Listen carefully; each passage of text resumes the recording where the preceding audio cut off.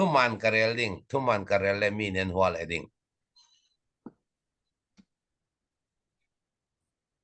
thudik simle huwa tu tamtuk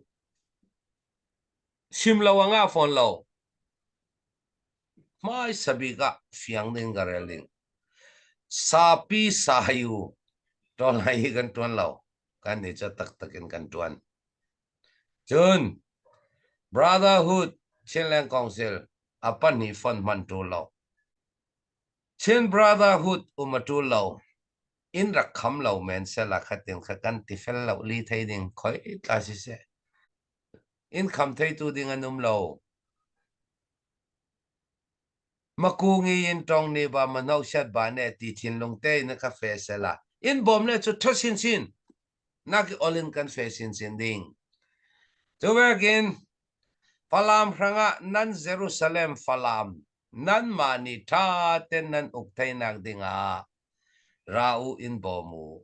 Rikhodar kan Jerusalem si anay tu ni kan ugzaw ramyore raw do lao anay tu kuta umzaw nan tanan kuta lo dingin nan Jerusalem ka lo nak dingin zoom veu nan maten nan zoom tay lo le tain pupong o ti ka som nak si se kadin kan nan tay tiam kau din ka zoom kalungoy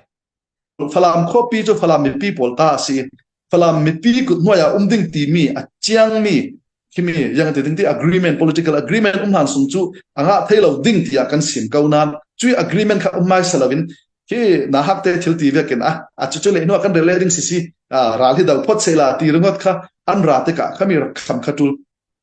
chu mi kham kan ti ta ka hin harzet san chu kan ra ka pol hin ral thana ding phanga chon an dun na hi an uilo an ngam chia senan ral asiri lo mi kan nai u naw ngoi kan thi sen zom people kan nam pi kan chi pi ve ke alang mi minung pol thon khat le khate sen bun so ading kha a hal ngai senan a tool phone e lau thei lawi thi sen a sok cheu cheu kan thi sen se lawi midang thi sen kha so atul chemo lau thei lawi du kan du fil na se lawi solok ding cheu cheu chen kan fa le thi sen a sok ding ai chun kan fa le thi sen sok lau kha kan thanga adu so ne chutin chumekin achini ye tin kan te pe chuti kan thanga kha we are forced to do this CNA Polin an ma ne an che an mai uk an du I kan rama CNA in rak ukan tum ti ve ki wara phian tam pi kan ne na apianga saka sa kan ne na khoi kipa an ma local uk chu I kan khai khwa ka an uk ding ti mi ka si CNA na uklan ding ti mi lam silo CNA type way silo mi Chinland government Chinland army type way si an kan tum ta big mi chu saka sa yan tia lepat non loading in saka sa ka non loading ti mi ka si saka sa kan doi so thele chu an ma uk chu I le thil dang mo ka chu local people in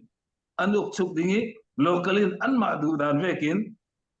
an miu an khwa an shroiding mi kha si kha local people ina an mai mi ule an khwa